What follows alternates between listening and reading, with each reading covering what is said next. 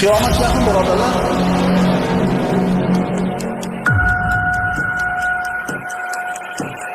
Qiyomat uzoqday tuyulardi birodarlar.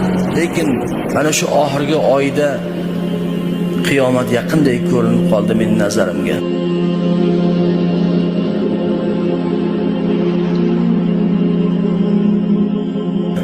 Balkim sizlarga ham xuddi shundaydir. Xuddi nazarimda Imom Mahdiyning qo'shinida bo'ladigandekman. Nazarimda Hazrat Isa alayhisalomni ko'radigandekman. Men ilgari qiyomat hali uzoq bo'lsa kerak, qaysidir avlodimiz ko'rsa kerak deb yurardim. Hozir ishonasizmi? Qiyomatni hatto men ko'rsam kerak deb o'ylayapman.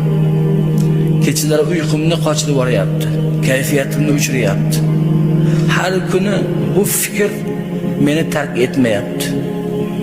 Ha birodarlar, qiyomat o'ta yaqinday.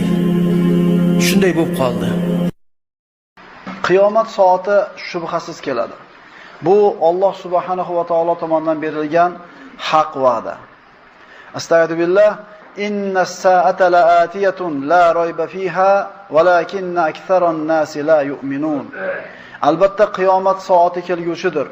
U haqida shak shubha yo'qdir, lekin ko'p odamlar uning kelishiga iymon keltirmaslar.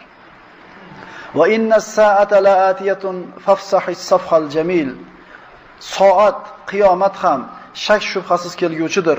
Bas shunday ekan, ey Muhammad, siz johil kimsalarning yetkazayotgan ozor aziyatlarga sabr toqat qiling